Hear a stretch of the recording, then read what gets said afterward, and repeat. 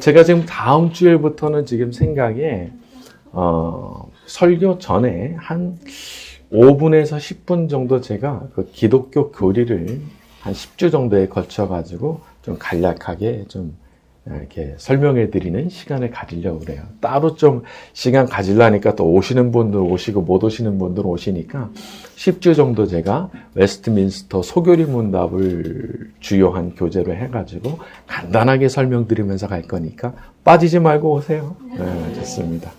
자, 교회 필요한 일꾼들인 예배자, 기도자, 전도자, 헌금자를 위해 주시고 여러 가지 기도의 제목들 주 보이는 대로 기도해 주시면 감사하겠습니다.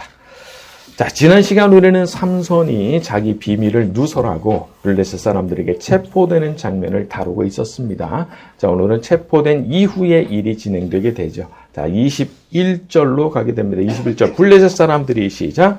블레셋 사람들이 그를 붙잡아 노줄로 매고 네. 혹시 온도 지금 너무 높으면 조금 내려주시고 자, 여기 보면은 그를 붙잡아 그의 눈을 빼고. 야, 이게 얼마나 비극적인 일이에요. 그러니까 붙잡혀갔다 그 정도가 아니고 붙잡힌 뒤에 눈을 뺏겼어요. 눈을. 저는 이 부분을 보면서 사람이 하나님 떠나서 자기 멋대로 살다가 마귀한테 턱 붙들릴 때 그때 어떤 일이 벌어지는가, 참 그런 생각을 하게 됐어요. 그냥저냥 견딜 만한 거 아니에요. 그냥저냥 갇혀있는 정도가 아니에요. 이렇게 혹독하고 이렇게 잔인하게 당하는 거예요. 그리고 돌이킬 수가 없는 데미지를 입을 수가 있어요. 눈이 다시 생길 수는 없잖아요. 삼손이 결국 자기 눈을 회복하지 못하고 죽습니다. 그래서 우리가 하나님께서 우리에게 은혜를 베푸시고 아직 우리한테 뭔가가 남아있게 하실 때에 그때 잘해야 되는 거예요. 여기 넘어가면 끝. 넘어가면 그냥 죽게 되는 선이 분명히 존재하거든요. 그리고 삼손은 그걸 넘었죠. 사람이 미숙할 때는 꼭 하나님이 자기한테 장애물이 되시는 분인 것처럼 생각을 합니다.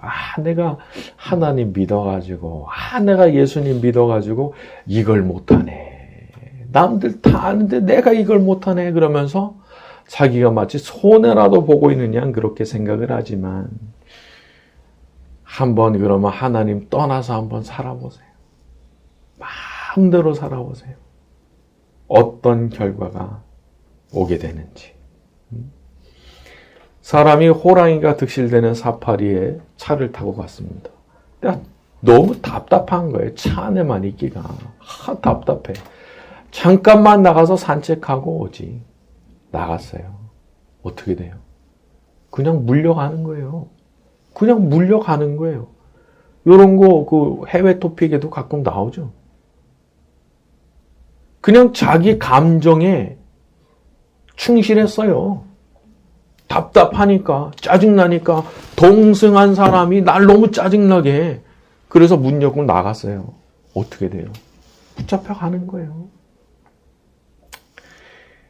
하나님께서 우리에게 쳐주신 그 울타리라고 하는 것은 우리를 지켜주는 울타리입니다. 근데 경험이 없고 미숙할 때는 그걸 아주 답답하게 생각하는 거예요. 근데 그 답답하게 생각하는 그 지점을 마귀가 노리거든요. 야, 답답하지. 너 화나지. 너는 왜 못하는데? 남들 다 하는데 너는 왜 못하는데? 자유를 누려, 자유를. 이런 식으로 마음을 공략한단 말이에요. 여러분, 힘을 믿고 마음대로 살았고 그 힘을 믿고 마음대로 분탕질 치면서 살았던 삼손, 마지막 선을 넘는 순간 어떻게 됐는지 우리가 교훈을 얻어야 돼요. 여러분, 이 삼손은 아마 상상 자체를 못했을 거예요. 나도 내가 엉뚱한 짓 하면 내가 선 넘는 짓을 하면은 눈을 뽑힐 수도 있다. 만약에라도 이런 생각을 한 번이라도 해봤다면은 그렇게 안 했을 거예요.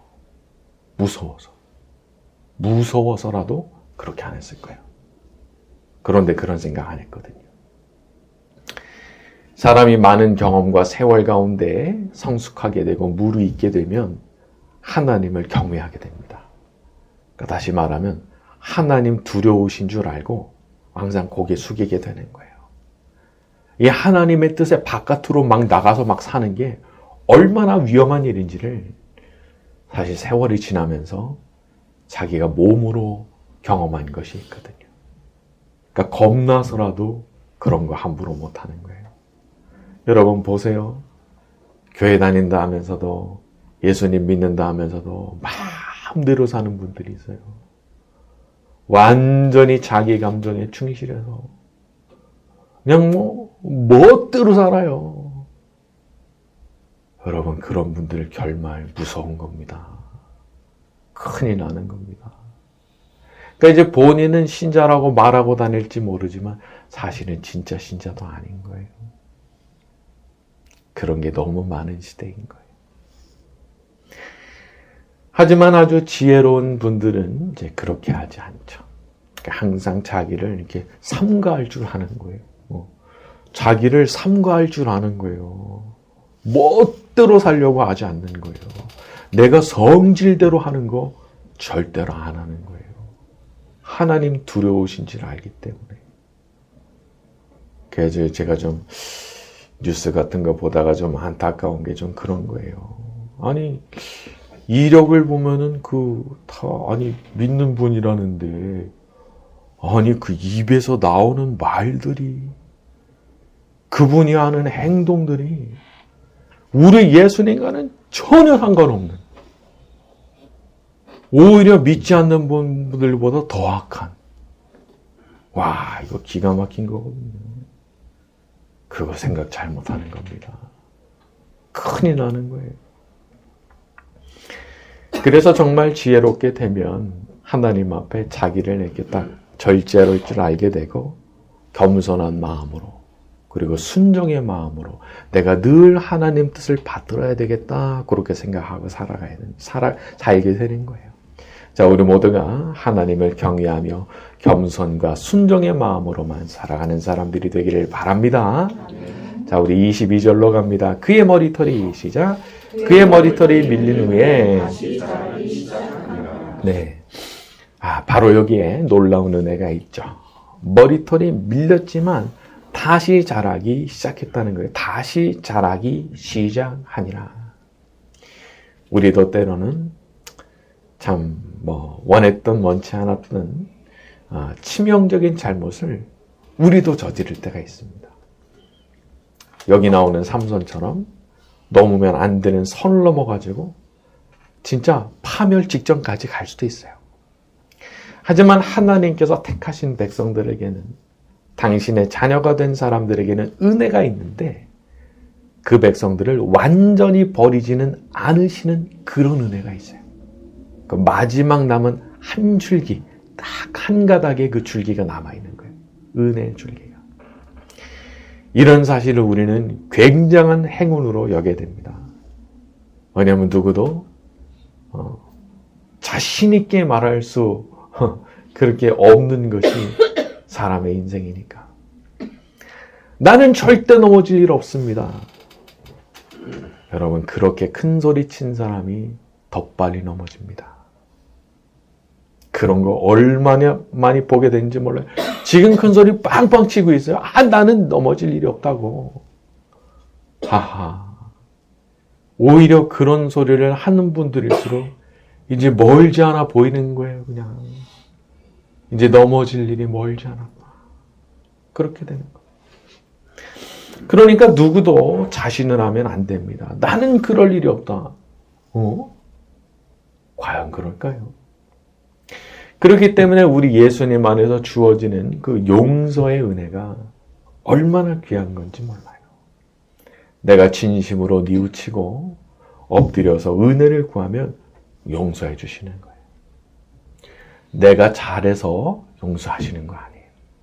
예수님께서 내 대신 십자가를 지셨기 때문에 예수님의 그 십자가 때문에 하나님께서 나 용서하시는 거예요.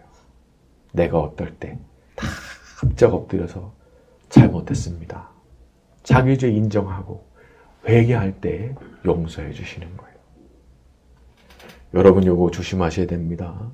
예수님의 그 십자가 은혜가 엄청난 것이기 때문에 우리가 죄를 용서받지만 회개 안 해도 용서받는 거 없어요. 아니 고개 숙여야지. 응? 잘못했습니다. 딱 인정해야지. 살려달라고 간구해야지 용서해 주시지. 아니 예수님의 십자가가 있다고 내가 고개 빳빳하게 들고 나 죄 지은 적이 없는 것처럼 하고 다니면요. 여러분 용서 없어요. 이런 부분에서 엄청난 실수를 하는 분들이 있거든요. 하지만 그럼에도 불구하고 우리가 진짜 납작 엎드리면 정말 겸손하게 엎드리면 그 용서해 주시는 거예요. 여기에 우리의 복이 있는 거예요. 여러분 죽지 않았다면 아직 희망이 있습니다. 다시 머리털이 자랄 거니까. 아직 죽지 않았다면은 설령 눈이 뽑힌 상태여도 기회가 있어요. 하나님께서 은혜 베푸시면 살 수 있거든요. 만약 하나님께서 저한테 너 똑바로 살잖아? 너 구원받을 거야 라고 말씀하신다면 아마 저는 절망하게 될 거예요. 내가 나를 못 믿는데 내가 어떻게 그렇게 똑바로 살아요? 사람이 안다고 똑바로 사나요? 천만의 말씀이죠. 알면서도 안 되는 게 인간인데 내가 어떻게 똑바로 살아요? 하지만 우리에게 예수님을 통해서 무한한 사죄의 은총을 베푸시고 네가 십자가를 붙들고 엎드리는 한 내가 용서해 주마 말씀하셨기 때문에 거기에 우리가 희망을 갖고 살아가는 거예요. 여러분 겸손하면 됩니다. 돌이키면 됩니다. 하나님 앞에 불쌍히 여겨달라고 매달리세요. 주 예수 그리스도시여 저를 불쌍히 여기소서 수도 없이 기도하면서 나가는 거예요. 그럴 때 하나님께서 은혜를 베푸시는 거예요. 우리 모두에게도 그와 같은 은혜가 임하게 될 줄로 믿습니다. 자, 우리 23절과 24절입니다. 블레셋 사람의 시작. 블레셋 사람의 방백들이 이르되 우리의 신이 우리 원수 삼손을 우리의 손에 넘겨주었다 하고 다 모여 그들의 신 다곤에게 큰 제사를 드리고 즐거워하고 백성들도 삼손을 보았으므로 이르되 우리의 땅을 망쳐놓고 우리의 많은 사람을 죽인 원수를 자기의 신들을 찬양하며. 이 삼손을 잡아온 블레셋 사람들은 자기들이 삼손을 이렇게 붙잡을 수 있게 된 이유가 자기 신들이 자기를 도와서라고 생각을 했습니다. 23절 보면은 방백들이 이르되 우리의 신이 삼손을 넘겨주었다 하고 24절 백성들도 이르되 우리의 많은 사람을 죽인 원수를 우리 손에 넘겨주었다 하고 다곤이 우리를 도왔구만. 다곤 신이 우리를 도왔구만. 이렇게 생각한 거예요. 여러분 사람이 엉뚱한 분석을 하기도 하는 겁니다. 이거는 사실 다곤이 더운 게 중요한 게 아니고 삼손이 망친 거거든요. 삼손이 너무 잘못해가지고 그것 때문에 자기들이 이기게 된 거거든요. 근데 분석을 잘못하는 거예요.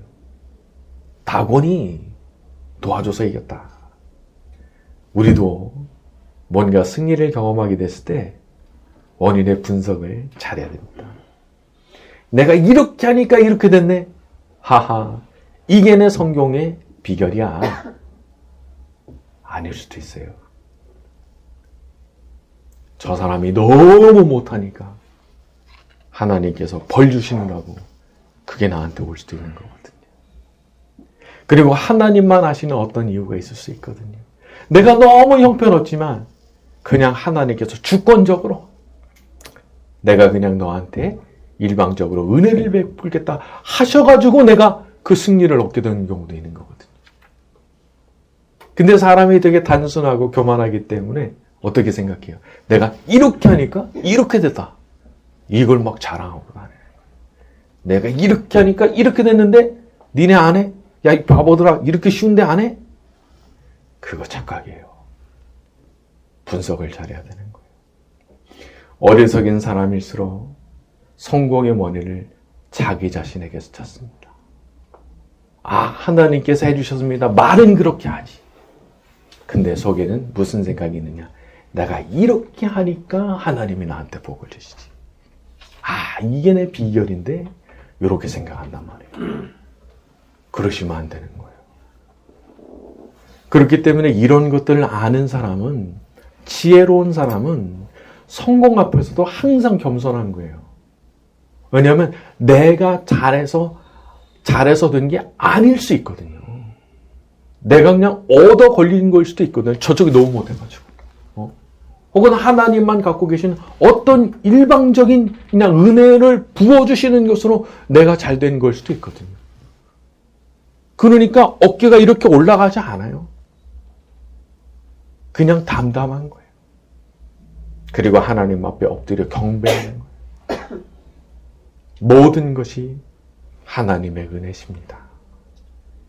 저는 잘한 거 없습니다. 그냥 하나님 앞에 모든 영광을 돌리고 감사와 찬송을 올려드립니다. 이렇게 할 수밖에 없는 거예요. 그렇기 때문에 우리가 그런 지혜로운 태도를 가져야 되는 거죠. 자, 우리 모두가 그런 태도를 가진 사람들이 되기를 바랍니다. 자, 25절에서 31절입니다. 그들의 마음이 즐거울 때 이르되 삼손을 불러다가 우리를 위하여 제주를 부리게 하자 하고 옥에서 삼손을 불러내매 삼손이 그들을 위하여 제주를 부리니라. 그들이 삼손을 두 기둥 사이에 세웠더니 삼손이 자기 손을 붙든 소년에게 이르되 나에게 이 집을 버틴 기둥을 찾아 그것을 의지하게 하라 하니라. 그 집에는 남녀가 가득하니 블레셋의 모든 방백들도 거기에 있고 지붕에 있는 남녀도 3,000명가량이라. 다 삼손이 제주 부리는 것을 보더라. 삼손이 여호와께 부르짖어 이르되 주 여호와여 구하옵나니 나를 생각하옵소서. 하나님이여 구하옵나니 이번만 나를 강하게 하사 나의 두 눈을 뺀 블레셋 사람에게 원수를 단번에 갚게 하옵소서 하고 삼손이 집을 버틴 두 기둥 가운데 하나는 왼손으로 하나는 오른손으로 껴 의지하고 삼손이 이르되 블레셋 사람과 함께 죽기를 원하노라 하고 힘을 다하여 몸을 굽히매 그 집이 곧 무너져 그 안에 있는 모든 방백들과 온 백성에게 덮이니 삼손이 죽을 때 죽인 자가 살았을 때 죽인 자보다 더욱 많았더라. 그의 형제와 아버지의 온 집이 다 내려가서 그의 시체를 가지고 올라가서 소라와 에스타올 사이 그의 아버지 마노아의 장지에 장사하니라. 삼손이 삼손의 일생에 있어서 가장 강렬한 기도의 장면이죠. 26절 주 여호와여 구하옵나니 하나님이여 구하옵나니 이번만 나를 강하게 하사 원수를 갚게 하옵소서. 특히 이번만 나를 강하게 하사. 참 저는 이 부분을 보면서 좀 마음이 뭉클하다고 할까 그런 걸 느꼈어요. 이제는 전과 같지 않다는 거. 자기에게는 이제 전과 같은 강력한 힘이 존재하지 않는다는 것을 너무 잘 알고 있어요. 그런 사람으로서 마지막 간구를 한 거예요. 마지막 간구. 생의 마지막 간구. 이번만 강하게 해주셔서 마지막으로 한 번만 더 힘을 주셔서 제가 원수 같고 세상 떠나게 해주십시오. 그런 기도를 드렸어요. 만약 삼손이 자기에게 주셨던 그 힘이 얼마나 소중한 것인지를 진작 깨달았다면 얼마나 좋았을까. 진작 깨달았더라면. 두 눈 다 뽑히고 힘이 다 떠나고 나서야 자기한테 그 과거에 주던 그 힘이 얼마나 소중한 것인지 또 얼마나 절실하게 필요한 것인지를 여기 와서 깨달은 거예요. 이 지점 와서야 깨달은 거예요. 그러니까 한 번만 더 힘을 달라고 그 기도를 하잖아요. 여러분, 우리도 지금 우리에게 주신 모든 것들이 얼마나 소중한 것인지를 깨달아야 되는 겁니다. 하나님께서 지금 내게 주셔서 내가 사용하고 있는 이 건강, 나의 체력, 나의 물질, 나의 조건, 나의 상황, 나의 능력, 얼마나 소중한 건지 몰라요. 이미 내게 주신 것들이 얼마나 소중한 것인지를 알게 되면 태도가 달라지는 거예요. 그리고 이 깨달음이 주어지고 난 뒤에는 내 평범해 보이는 이 일상이 평범해 보이지 않는 거예요. 하나하나가 다 소중하고 감사한 거예요. 이전의 삼손을 생각해 보세요. 자기에게 주던 그 힘이 그렇게 소중한 건지 몰랐을 때 어떻게 살았어요? 방자하게 살아버립니다. 멋대로 살아버립니다. 그거 나한테 있는 거 그거 소중한지 전혀 몰라요. 자, 하지만 반대로 그 힘이 얼마나 소중한 것이었는지를 깨닫고 나서는 태도가 또 완전히 달라져요. 한 번만 더 제게 힘을 주십시오. 여러분, 이런 깨달음을 빨리 가지게 되는 것 자체가 얼마나 귀한 복인지 모릅니다. 그러니까 그게 떠나기 전에, 나한테서 사라지기 전에, 그게 아직 나한테 머물러 있을 때 그 소중한 걸 깨닫는 거 정말 귀한 복인 거예요. 그리고 그런 깨달음들이 우리의 마음과 생각을 다르게 만들고 우리의 삶에 대한 그 자세를 또 다르게 만드는 거예요. 이미 주신 모든 것들이 얼마나 소중한 것인지를 오늘 바로 지금 이 자리에서 깨달아서 항상 깊은 감사로 매일을 살아가는 저와 여러분이 되기를 예수님의 이름으로 축원합니다.